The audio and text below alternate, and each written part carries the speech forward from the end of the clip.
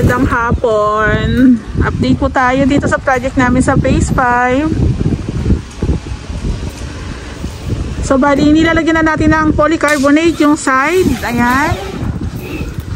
So kulang po dito yung isang pirasong polycarbonate. Dalawang piraso po yan in order ko. Ayan.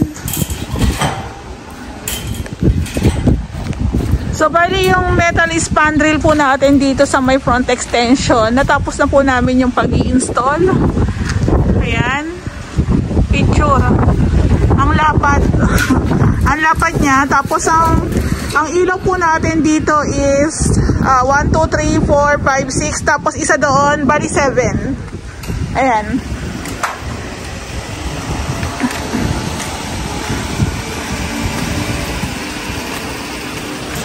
Ang ganda ng metal spandrel. Ayan, oh. Ang ganda.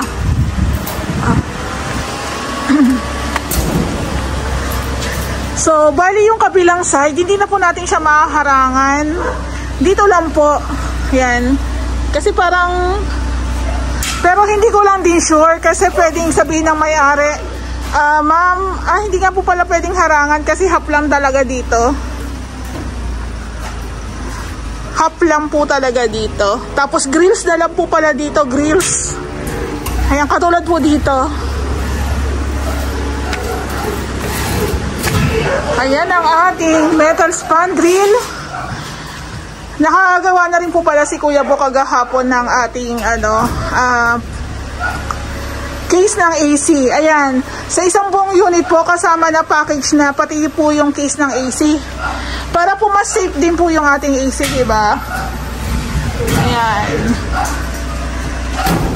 So, mas maganda po talaga yung metal spandrel dito. Ang ganda-ganda. Ayan. So, naglalagay si Kuya Bok ng polycarbonate. Ang ganda. Uy. Habili mo ng merienda si ano. So, pasok po tayo dito sa loob. Ayan, o.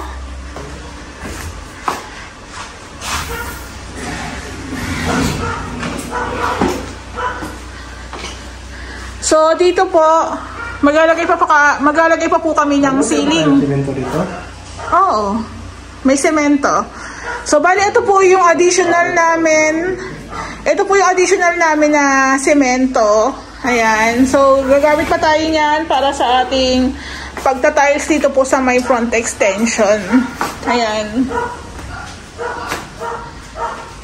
Pwede naman natin yan i-isole. Ayan. So, kung may sobra naman na materials, pwede natin isole sa hardware. Ayan po. So, bali, hindi po muna namin tinuloy yung pagpipintura, gawa na madudumihan lang. So, tatapusin po muna namin yung mga tiling works, tsaka po yung ceiling. Ayan. Ito po yung bathroom natin, na ikabit na po ulit yung tiles, gawa nung nakaraan po is, nagkaroon ng problema pagdating po sa adhesive. Ayan po. So, dito maglalagay din po tayo ng kisame. Ayan.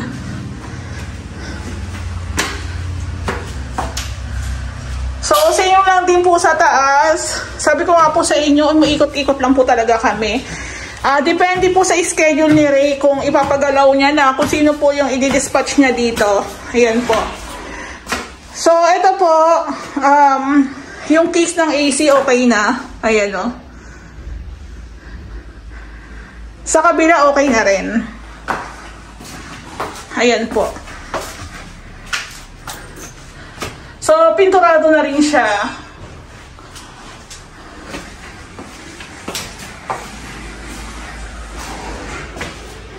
Tapos, nung Wednesday nga po pala, naglagay na si Kuya Bok ng flashing. Ayan o. Ng flashing po. Ayan, naglagay na po ng flashing. Kulay red po kasi ang available, pero tawag dito, pipinturahan naman po natin siya ng chocolate brown. Ayan po. Ito po yung flashing, ayan o.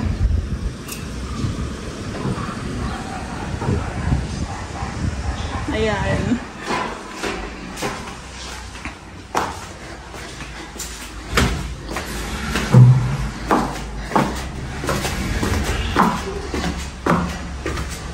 So, ang alam ko pong schedule dito bukas is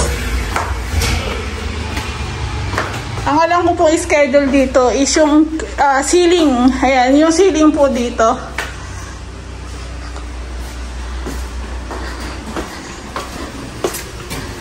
Ayan, o diba? Ang lawak, ang ganda ng pwesto. So, ito po, itatiles po natin to ng 40 by 40.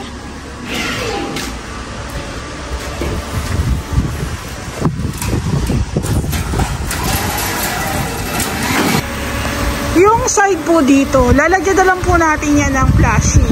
Ayan. Kaya nagpahal po kami ng another two roll of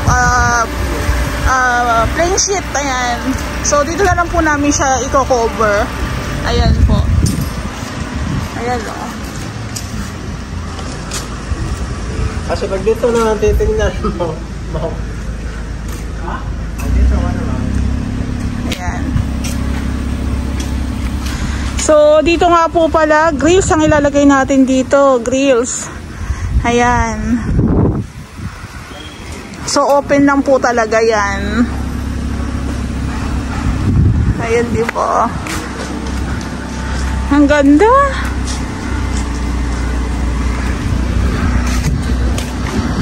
Merienda na. Lagay mo dito. Merienda na. Kunin mo yung biscuit. Ayan. Pasensya na po dito sa basurat. Hindi pa, wala pa po kasing umiikot na truck dito sa amin sa Lumina. Kaya medyo, alam nyo na. Ayan no. Napakaganda ng unit ni sir. So kung mapapansin nyo, medyo naka-islam tayo ng konti. Kasi dito po yung baba ng ating tubig. Sa alulod. Ayan. Yep. So kanina nag-add na rin po kami ng mga iba pang mga tubular para po sa ating gate. Ayan. So, ang prepared ni sir gamitan is 1 by 2, 2 by 3. Sir, yung 2 by 3 po pala, 2 by 6 na sinasabi nyo. Pag didikitin na lang daw po ni Reyna. Ayan. So, not sure lang kung mag-a-add pa kami ng tubular or hindi na. Ayan.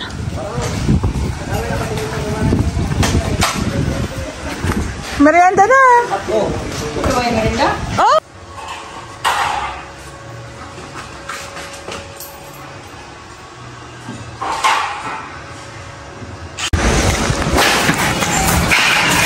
So, bali, ito po yung ginagawa ni Kuya Bok na grills dito sa side. Ayan, hindi po kasi pwedeng harangan dito sa kabilang side. So, yung design po ng grills ni sir is patayo na lang. Kasi magkakaroon kami ng conflict dito sa may pa-curve. Ayan, picturean natin. Tapos, isisend ko kay sir kung okay na ba yung awang na ganyan. Nasa 10? 10 po sir yung pinakaawang. Kung sakaling okay na to sa inyo, okay na. Pero kung gusto niyo bang medyo magdadagdag na lang po kami ng tubular. Kung halimbawa medyo malaki sa inyo yung awang, gigitna na lang natin. Kung gusto ni sir na dagdagan ng tubular dito sa may gitna, pwede naman. Ayan. Ayan, pwede naman tayo mag-add na lang. Gigitna lang. Pero kung okay na to kay sir, ayan. Yung ito nga po pala, maglalagay tayo ng crazy cut. Ayan. So, according naman kay Kuya Bok is yung ganyang spacing is okay naman kasi patayo rin naman siya. Ayan, okay na. Okay na. Ayan, ganyan po yung magiging itsura dito sa side. Grills lang po yung harang. Hindi po pwedeng takpan din ng polycarbonate. Ayan po. So, patayo na lang din po pati rin dito. Patayo rin po yung dito. Kasi kung magpapahaba kami, yung pahiga, may hirapan po kami mag-curve. Kaya patayo na lang po yung suggestion din ni sir na grills. Ayan po. Kung mapapansin nyo, ang tiling works po namin is dito na lang sa my front, pero hindi po muna pwede gawa ng gagawa pa kami ng gate tsaka ng cabinet. Panghuhuli po natin yung tiling works dito. Ayan po.